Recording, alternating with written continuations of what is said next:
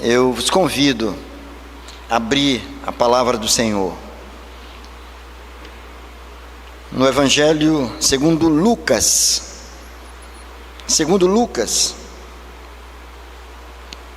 no capítulo de número 8, Lucas 8, e nós vamos ler os versos 40 até 56. Repetindo, Lucas, no capítulo 8, e nós vamos ler a partir do verso de número 40. É o texto que fala sobre o pedido de Jairo. O pedido de Jairo.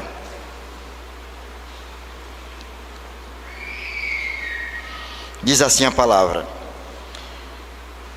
ao regressar Jesus, a multidão o recebeu com alegria, porque todos o estavam esperando. Eis que veio um homem chamado Jairo, que era chefe da sinagoga, e prostrando-se aos pés de Jesus, lhe suplicou que chegasse até a sua casa, pois tinha uma filha única de uns 12 anos, que estava à morte. Enquanto ele ia, as multidões o apertavam. Certa mulher que havia 12 anos vinha sofrendo de uma hemorragia e a quem ninguém tinha podido curar, e que gastara com os médicos todos os seus haveres. Veio por trás dele e lhe tocou na orla da veste, e logo se lhe estancou a hemorragia. Mas Jesus disse: quem me tocou? Como todos negassem, Pedro com seus companheiros disse: mestre, as multidões te apertam e te oprimem, e dizes: quem me tocou? Contudo, Jesus insistiu: alguém me tocou, porque senti que de mim saiu poder. Vendo a mulher que não podia ocultar-se, aproximou-se trêmula e, prostrando-se diante dele, declarou à vista de todo o povo a causa por que lhe havia tocado e como imediatamente fora curada. Então lhe disse: filha, a tua fé te salvou, vai-te em paz. Falava ele ainda, quando veio uma pessoa da casa do chefe da sinagoga, dizendo: tua filha já está morta, não incomodes mais o mestre. Mas Jesus, ouvindo isto, lhe disse: não temas, crê somente, e ela será salva. Tendo chegado à casa, a ninguém permitiu que entrasse com ele, senão Pedro, João, Tiago e bem assim o pai e a mãe da menina. E todos choravam e a pranteavam. Mas ele disse: não choreis, ela não está morta, mas dorme. E riam-se dele, porque sabiam que ela estava morta.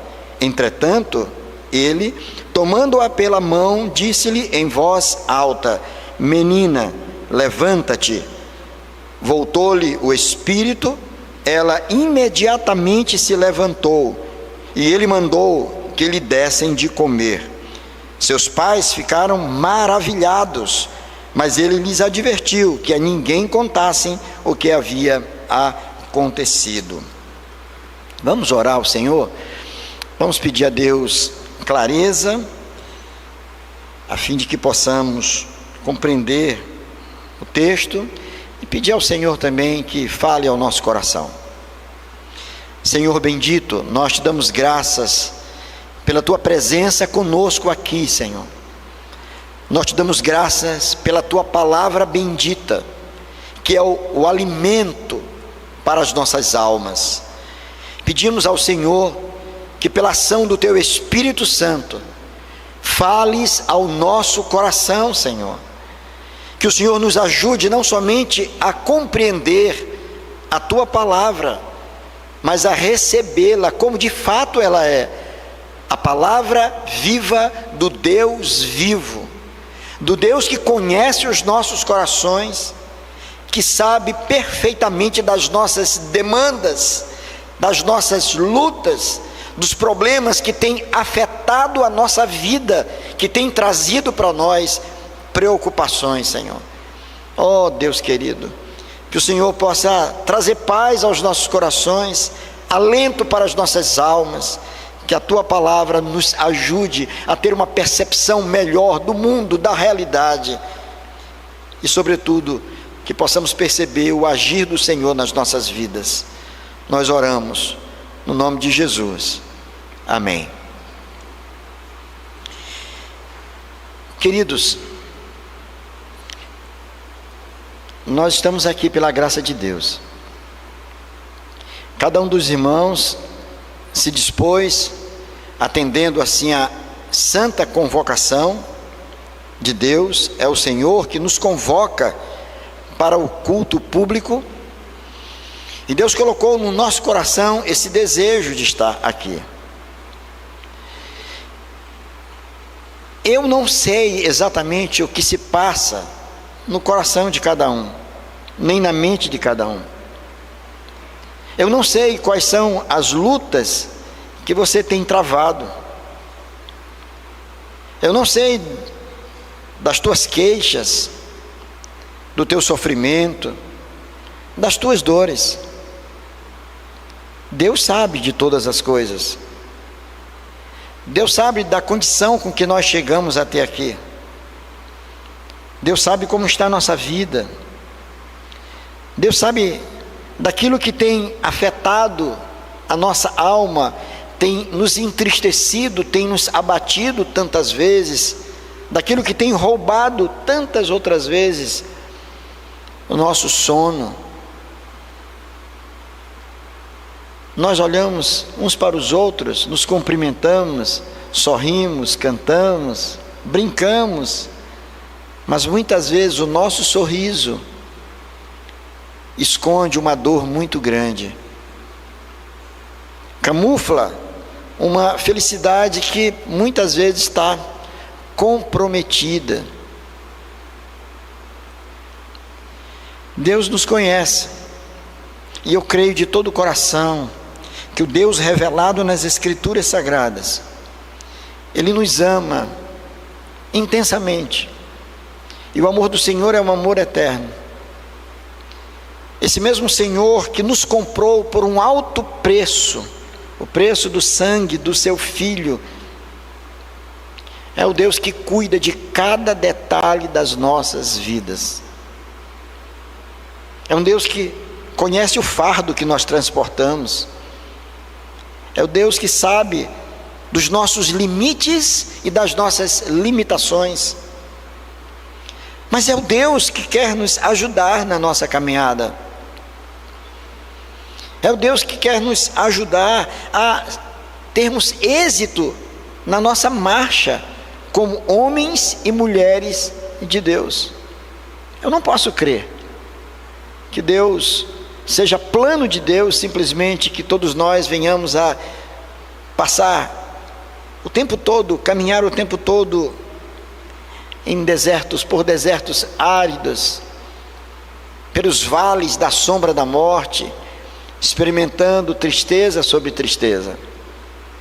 É bem verdade que Deus sabe o que faz nas nossas vidas, através das lutas que nós enfrentamos.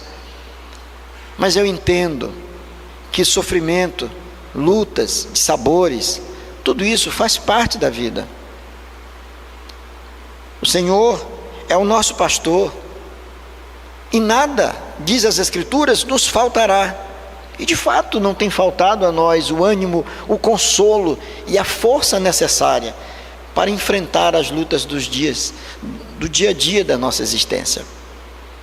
A minha oração nesta noite é que Deus possa renovar as tuas forças, é que Deus possa devolver o sorriso ao teu rosto, o brilho ao teu olhar, que Deus possa fazer com que você possa olhar para o amanhã com mais esperança, e que você possa crer verdadeiramente que Deus, esse Deus que está sentado em um alto e sublime trono, é o Deus que se importa com a tua vida, com a tua dor, com as tuas queixas.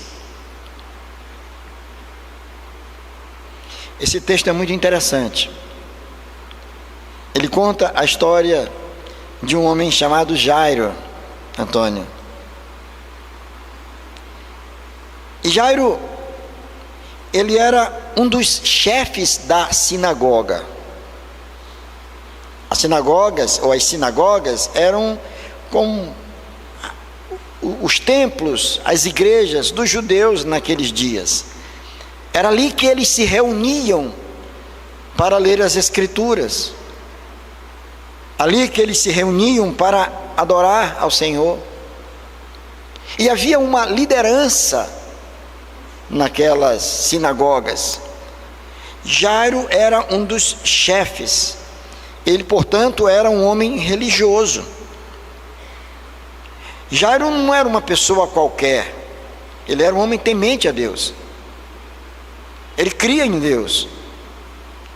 E ele era alguém que devotava seus talentos, parte da sua vida, para o serviço sagrado, trabalhando ali na sinagoga. O texto claramente diz que Jairo era um dos chefes da sinagoga.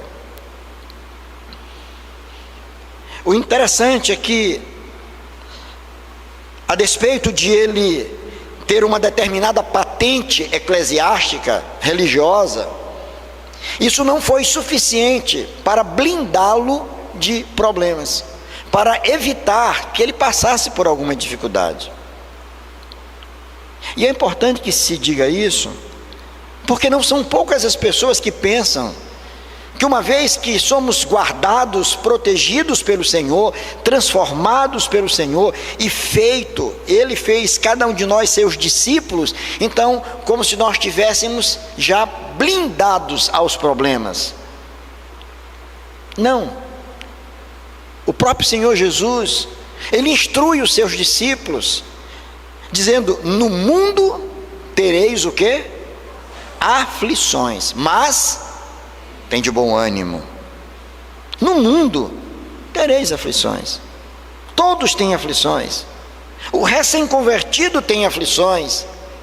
Aquele irmão, aquela irmã que já está na igreja há décadas, também tem aflições.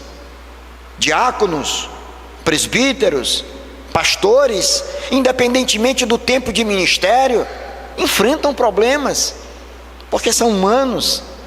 Sofrem, choram, têm questões a serem resolvidas.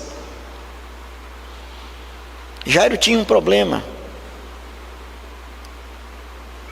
E o seu problema estava localizado na sua casa. Ele tinha uma filha de 12 anos. E quando eu falo 12 anos, os irmãos sabem o que vem na minha mente? Eu tenho uma neta de 12 anos. Linda minha neta. 12 anos. Eu fico imaginando, a criança com 12 anos, já não é mais criancinha, já não quer mais ficar na classe lá dos pequenininhos.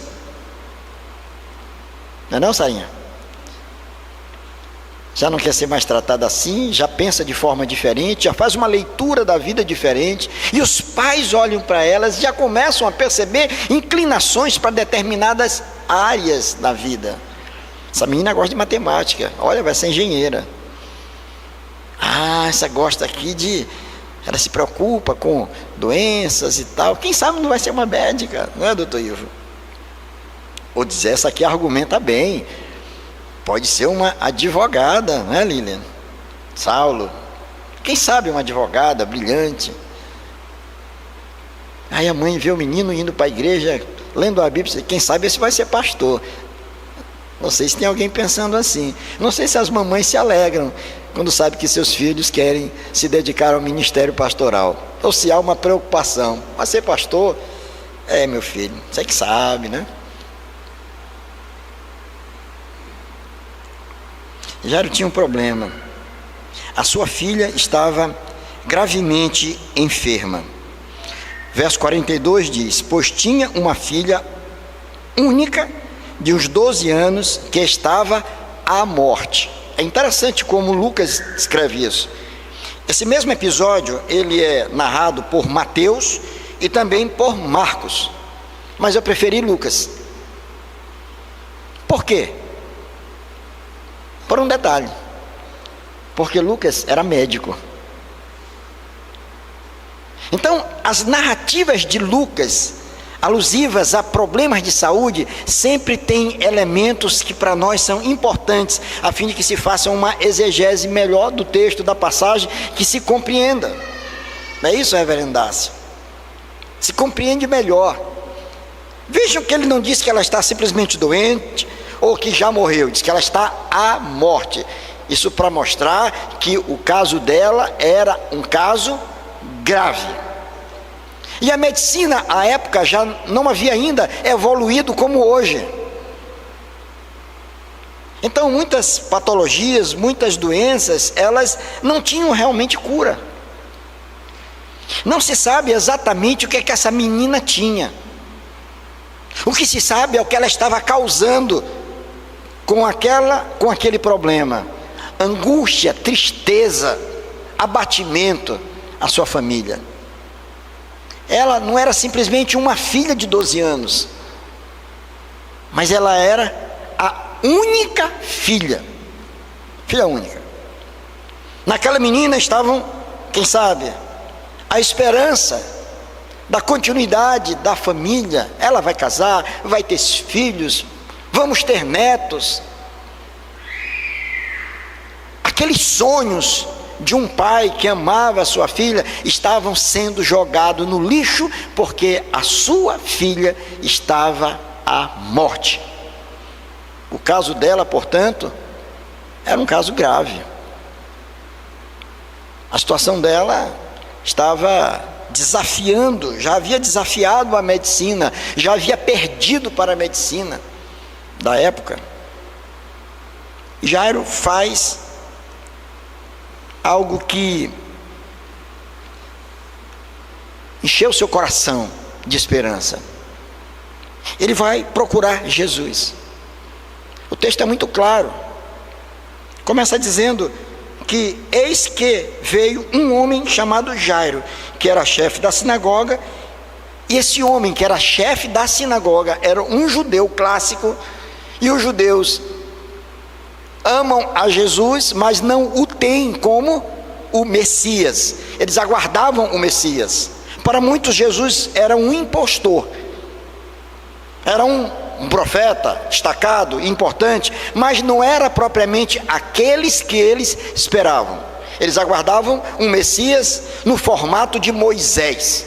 Moisés que libertou o povo da escravidão do Egito. Então eles aguardavam agora alguém, um líder religioso, que os arrancasse do domínio romano, do império romano.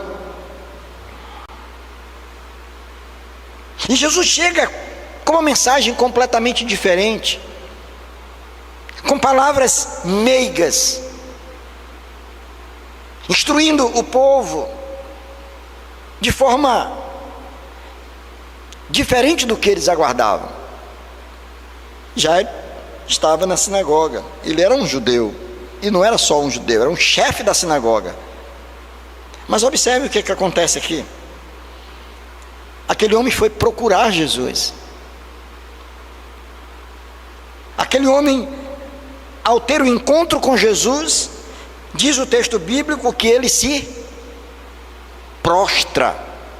Ele se prostra aos pés de Jesus. Isso está aí no verso de número 41. Ele se prostra aos pés de Jesus, numa demonstração de humildade. Ele era o chefe. Jesus era desacreditado. Ele poderia ter uma conversa em particular, dizendo: eu ouvi dizer que o senhor cura por aí, vamos lá em casa. De forma pública, aquele homem rompe com qualquer constrangimento, e ele vai ali e se prostra, se ajoelha, se humilha aos pés de Jesus. Ele se coloca ali diante do Senhor. Ele apresenta ao Senhor não simplesmente um pedido, o texto diz que ele faz uma súplica, que diz respeito a algo muito mais forte do que meramente uma oração. Era uma súplica, era um clamor da alma de um homem que estava sofrendo e sofrendo muito. A sua família estava sofrendo, ele era o chefe da sua casa, o sacerdote do seu lar. E ele estava então em busca de uma solução para o seu problema. Ele não aguentava viver a sua filha querida naquele quadro, morrendo, se acabando, indo embora. Ele se prostra, ele suplica, ele pede ao Senhor que pudesse chegar até sua casa. O desejo daquele homem era que Jesus pudesse estar na sua casa, porque ele verdadeiramente acreditava que se Jesus chegasse à sua casa, alguma coisa grandiosa poderia acontecer. Ele poderia evitar que a sua filha chegasse a óbito. Ela ainda estava viva quando Jairo foi procurar Jesus. É interessante que essa história, ela é interrompida, não é? Essa história, ela é interrompida. No caso aqui, na narrativa de Lucas, vem o verso 40, 41, 42. Já no verso 43, há uma interrupção, porque uma outra situação é apresentada aqui. Jesus estava caminhando, Jesus estava indo com Jairo, quando surge na multidão uma mulher que estava com uma hemorragia. O fato é que Jesus teve que parar o que estava fazendo. E eu imagino a tristeza e a chateação talvez de Jairo, dizendo: meu Deus, minha filha está morrendo, e essa mulher ainda acha, para agora, o que ela tem, qual é o problema dela, o que está acontecendo? Porque o desejo dele é que Jesus pudesse estar imediatamente na sua casa. Ele queria exatamente isso. E essa interrupção, ela não se deu por acaso. Ela nos ensina verdades grandiosas. Jesus atende aquela mulher. Não podemos precisar exatamente o tempo que Jesus gastou com aquela mulher. Gastou alguns minutos ali, teve que parar, ouvir, conversar com ela, saber o que estava acontecendo, saber quem era ela.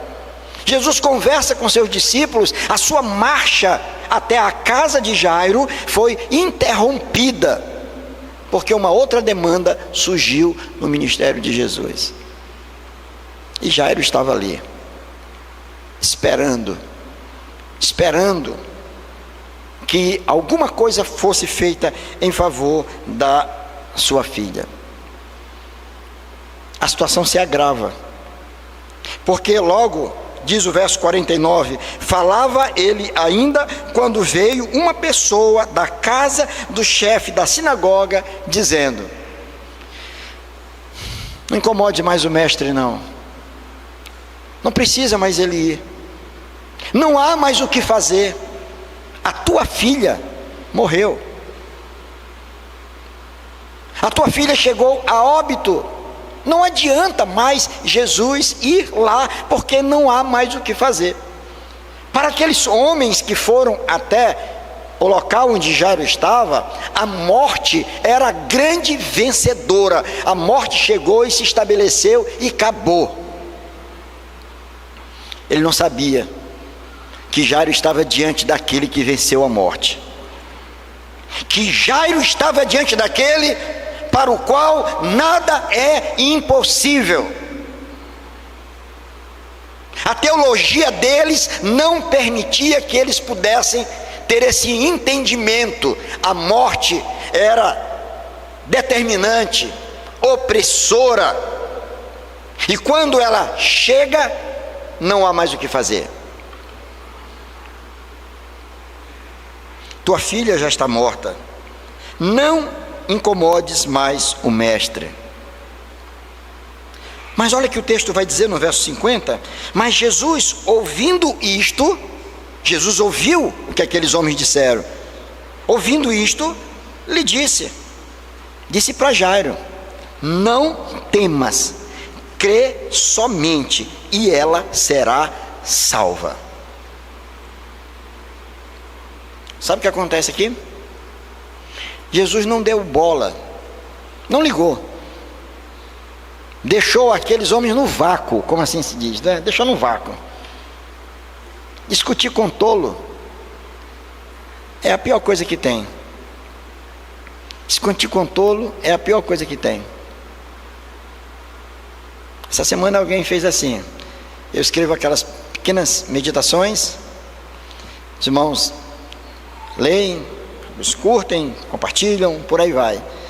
Aí surgiu lá um cidadão, que eu até conheço, hoje afastado do Evangelho, escreveu lá 2 linhazinhas, mas tecendo uma espécie de uma crítica. Aí na mesma hora assim, o inimigo provoca na gente o que há de pior na gente. Peraí, vou responder isso aqui. Depois eu disse: epa, não discuta com tolo, deixa no vácuo. E foi o que aconteceu, deixa no vácuo, não se perde tempo não. Jesus não perdeu tempo com aqueles homens. Eles chegaram lá dizendo: olha, deixa Jesus aí, tua filha está morta, bora correr para o sepultamento, vamos enterrar, não tem o que fazer. Jesus ignora aqueles homens, ignora aquelas vozes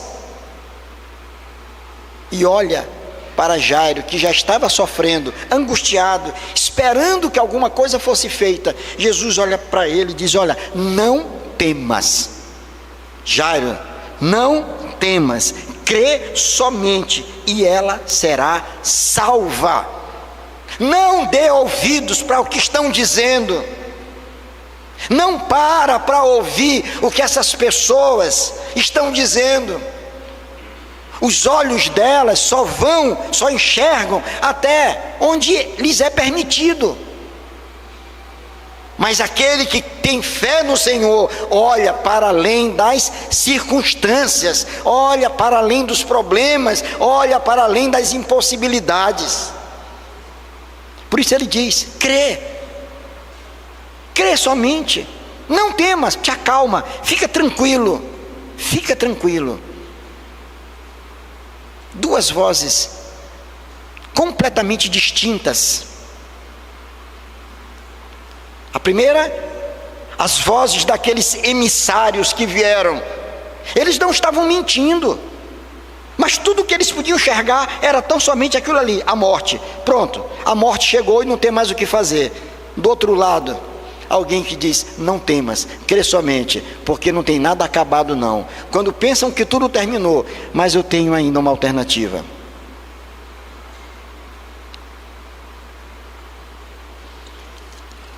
Verso 51 diz assim: tendo chegado à casa, na casa de Jairo, a ninguém permitiu que entrassem com ele, senão Pedro, João, Tiago e o casal, os pais da menina.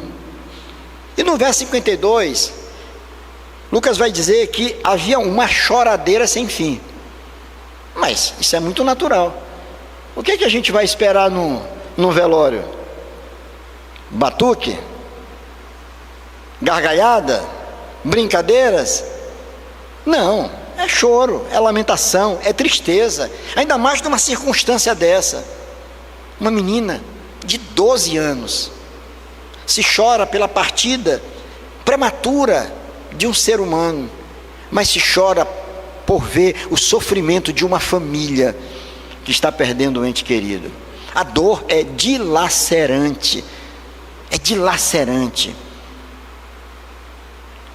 Eles estavam ali, e o texto diz: todos choravam e pranteavam. Mais uma vez ele diz: não choreis, ela não está morta. Jesus olha para aquelas pessoas e diz: não chorem, parem de chorar, ela não está morta. Verso 53, olha a reação das pessoas. Riam-se dele, porque sabiam que ela estava morta. Veja bem, eles estavam errados na avaliação deles? Não, porque a menina tinha morrido de fato. Mas aquele sorriso denuncia a incredulidade deles. O sorriso está denunciando que os olhos deles só poderiam ir até aquele quadro, nada além disso.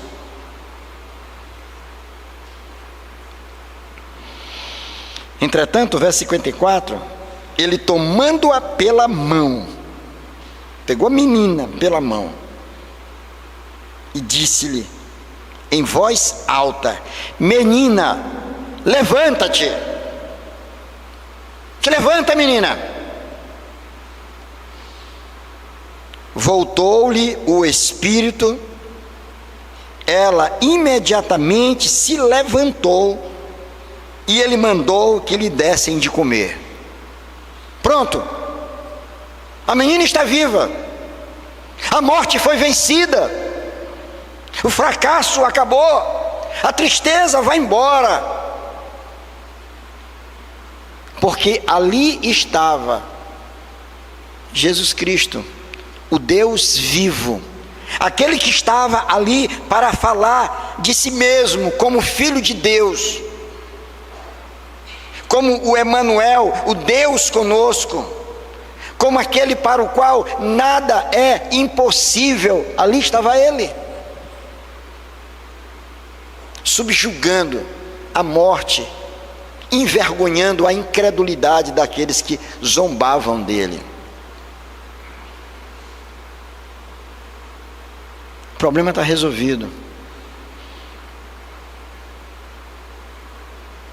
A criança foi ressuscitada. O choro deve ter dado lugar para gritos de aleluia, de glória a Deus. Ali estava não somente uma família, agora saltitando de alegria, mas ali estavam também pessoas admiradas, extasiadas, sem entender nada do que estava acontecendo. De fato ela estava morta, nós vimos. Quem sabe alguns outros céticos disseram: será que ela estava morta mesmo? Eu acho que não, ela teve um desmaio. Eu acho que ela não tinha morrido, eu acho que nós não olhamos direito.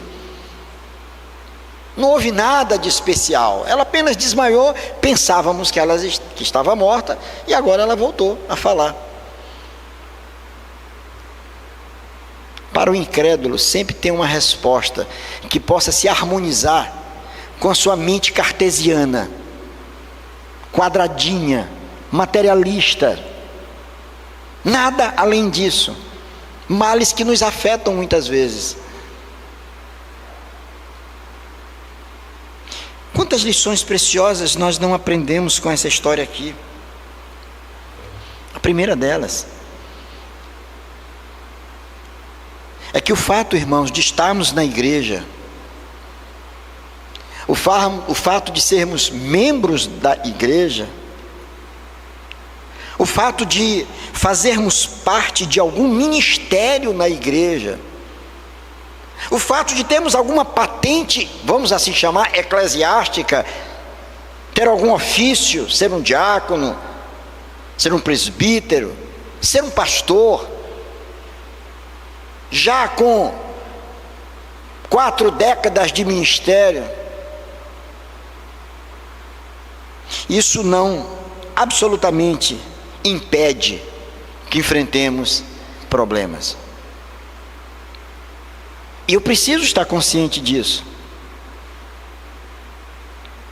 E todos nós precisamos também entender que Deus não deixa de ser Deus e nem deixa de nos amar por conta das situações aflitivas pelas quais nós passamos. Elas fazem parte da nossa caminhada, fazem parte da vida. E muitos dos nossos sofrimentos são causados pelas escolhas erradas que nós fazemos na vida. São consequências naturais de caminhos errados, que levam a destinos que não desejávamos.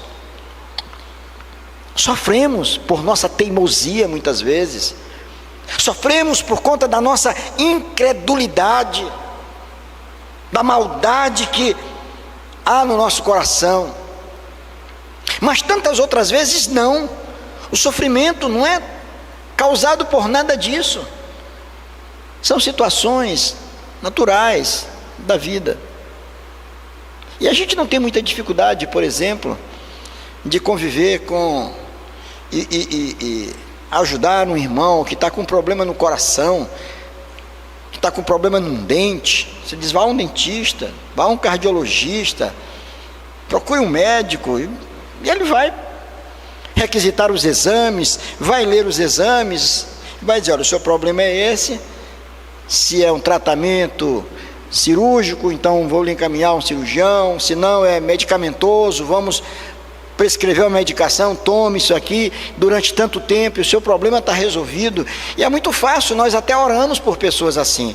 Olha, o irmão vai operar, o irmão quebrou a perna, então ele vai fazer uma cirurgia, e é muito fácil. Mas nós já temos alguma dificuldade quando os problemas não são no corpo. O problema é na mente. Quantas pessoas não sofrem com quadros depressivos? E tem pessoas que, eu já ouvi alguém dizer que isso é falta de Deus, ou que isso é tolice, que isso é bobagem. Mas por quê? Isso não existe. Existe, isso é problema. Nós somos seres psicossomáticos. Mente soma, corpo, psique, mente e corpo. A mente adoece também. Precisam ser tratados.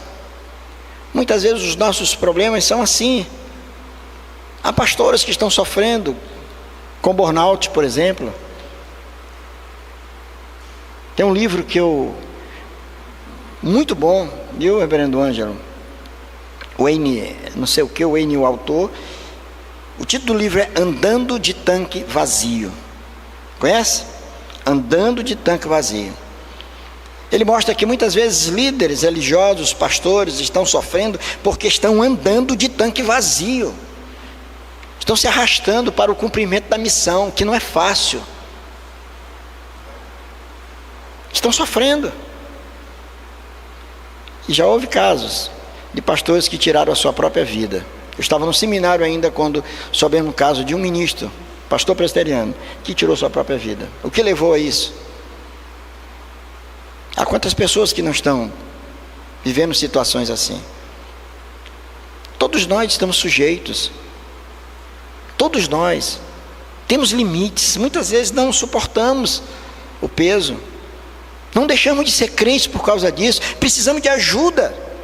De Deus sobretudo, mas de profissionais da área que vão cuidar, que vão orientar, que vão instruir, que vão nos ajudar. Então nós aprendemos aqui que, não obstante você seja um frequentador de igreja, que você seja membro de igreja, que você seja envolvido com o ministério na igreja, que você seja pastor, presbítero, seja chefe da sinagoga, mas ainda assim você pode estar enfrentando sérios problemas. Problemas dentro da sua própria casa, muitas vezes. Problemas difíceis, para os quais você não encontra solução. Não há solução. Você já buscou, mas não encontra.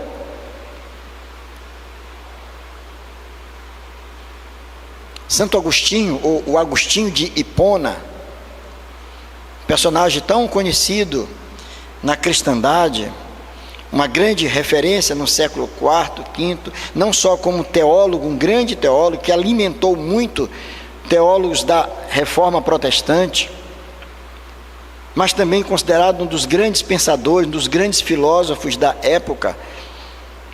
Mas o homem que viveu uma vida dissoluta, dava muito trabalho para os pais, especialmente para a mãe, Dona Mônica, que era uma mulher cristã, piedosa. E aquela mulher orou por longos 30 anos para que Deus pudesse mudar a vida daquele rapaz. Ela orou. Ele era muito inteligente, de uma mente brilhante para a sua época, mas de uma vida completamente promíscua. E a mãe não desistiu um dia sequer, orando por ele o tempo todo, clamando ao Senhor, suplicando, pedindo pela transformação da sua vida.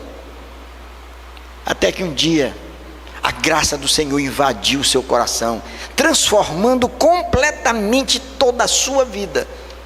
E ele se tornou um grande expoente da história humana, com as obras que escreveu.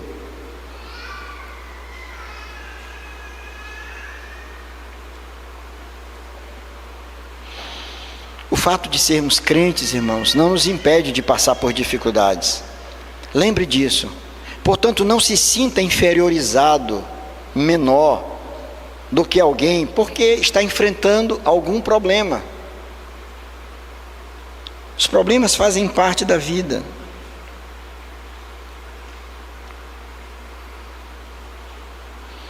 Mas nós vamos aprender uma outra lição aqui, nesse texto. É que muitas vezes Deus vai usar esses problemas como verdadeiras catapultas para nos lançar aos pés de Jesus. Quantas pessoas não vieram a se converter exatamente por conta de momentos assim de dificuldade? Pessoas que estavam passando por aflições tremendas, mas ouviram falar de Jesus, e depois de ter tentado de tudo, não conseguiram mudar a sua sorte, mas caíram literalmente aos pés do Senhor, dizendo: tem misericórdia de mim, Senhor, eu não sei mais o que fazer, já tentei de tudo, não consigo sair dessa.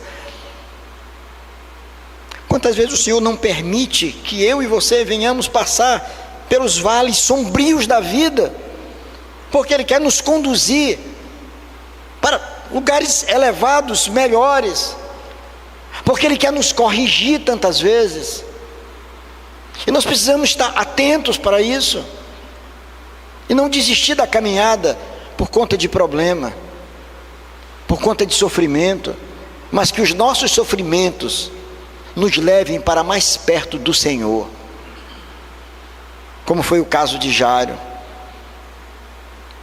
convivendo com a enfermidade da sua filha, estando ela já às portas da morte, ele corre e se lança aos pés de Jesus, porque é aos pés de Jesus, que nós encontramos o alento que nós precisamos, a paz que nós carecemos, a ajuda que tanto clamamos, é aos pés do Senhor.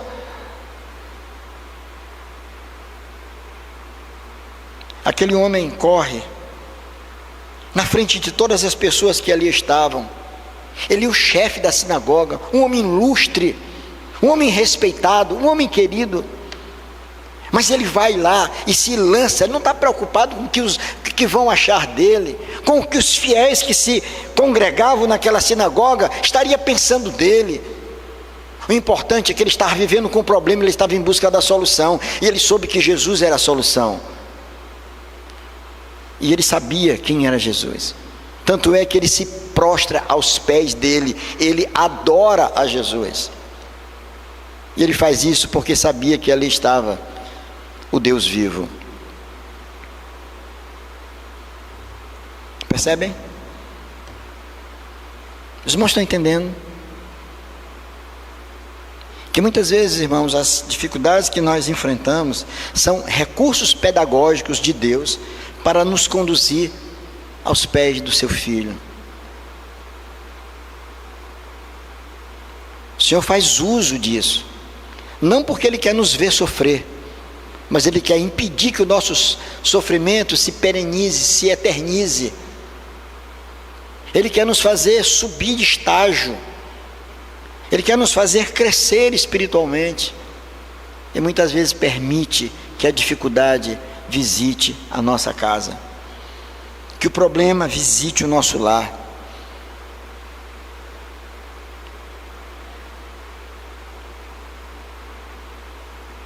De fato é assim. É uma lição importante que nós aprendemos. O Senhor vai usar essas circunstâncias adversas também, não só para nos conduzir aos pés do Senhor. Ele vai usar essas circunstâncias adversas para manifestar o seu poder. E o Senhor vai fazer uso do nosso testemunho para alimentar a fé de outros. Ontem nós ouvimos um testemunho bonito, Cláudia. Um culto que tivemos lá na casa do Tato, da Cláudia, da Vitória, aniversário da dona Silene. Fizemos um culto ali e depois Cláudia deu um testemunho de uma semana muito difícil. Muito difícil. Circunstâncias adversas que a estavam tentando afastar de alguma coisa que ela estava buscando. Mas ela confiou em Deus, né? Deu seu testemunho, lindo. E muitos ouviram, todos que estavam ali ouviram. E eu tenho certeza que aquele testemunho alimentou a fé de muita gente. Deus usa muitas vezes essas situações nas nossas vidas para que nós, por Ele, sejamos usados como instrumentos para despertar a fé em outras pessoas. É alguém que vai olhar e vai dizer: eu conheço aquele rapaz, eu conheço aquela moça, eu conheço aquele casal. O que aconteceu? Alguma coisa nova aconteceu, que ele agora é diferente. Aquele homem eu conhecia, ele bebia feito um louco. Aquele outro era um vigarista. Mas o que aconteceu? É alguém que foi transformado, é alguém que estava espiritualmente morto e foi restaurado para a glória de Deus, e aquela vida agora vai testemunhar do grande poder de Deus. Por isso que o texto vai dizer para nós que muitos que estavam ali se admiraram, todos se admiraram com o que estava acontecendo. Verso 56. Seus pais ficaram maravilhados. E as pessoas que estavam ali, e aqueles emissários que foram lá dizer para Jairo: olha, esquece, porque a tua filha já morreu. E aquelas pessoas que estavam chorando na sala, e que zombaram de Jesus, que riram de Jesus. Agora a porta do quarto onde a menina estava se abre, e ali de dentro não sai um corpo morto, mas sai lá de dentro uma menina viva, porque o Senhor operou maravilhosamente ali. Então, meus queridos, tudo isso nos convida a crer no Senhor. Tudo isso nos estimula a não desistir de orar por uma causa que para muita gente está perdida. Você tem alguma causa que você julga perdida? Na tua vida? Na tua família? Tem algum caso que você diga: esse não dá, não vou perder mais meu tempo orando não, porque não vou mais fazer isso porque não tem jeito. Não pense assim. Creia que Deus tem poder para mudar. Deus tem poder para operar. E o tempo quem determina não somos nós, mas é Ele próprio. Jesus parou no meio do caminho para atender uma outra pessoa. A expectativa de Jairo é que Jesus fosse naquele mesmo horário, mas Jesus para atender uma outra pessoa. Muitas vezes a nossa causa está sendo colocada nas mãos do Senhor, mas o Senhor diz: eu vou resolver, mas não é agora, espera um pouco, calma, crê somente creia, e verás a glória de Deus. Somente espera um pouco, e tu verás um mover desse Deus grandioso, poderoso, que age em favor daqueles que o amam e o buscam. Meu irmão, minha irmã, eu não sei como você está recebendo essa mensagem, mas a minha expectativa é que Deus esteja alimentando a tua fé. A minha expectativa é que o teu coração esteja agora sendo colocado nas mãos do Senhor. Que o Senhor esteja fazendo uma limpeza na tua mente, expulsando de lá todo pensamento de morte, de derrota e de fracasso. E encha a tua mente com pensamentos que podem te dar esperança, que pode devolver o sorriso ao teu rosto e uma caminhada exitosa nesta vida. O Senhor te ama. Ele não está surdo para não ouvir as tuas preces. Não dê ouvidos àquelas vozes que tentam dizer para você que não há mais o que fazer. Tente ouvir a voz do Senhor dizendo: crê somente. Crê somente. Que Deus nos abençoe. Amém.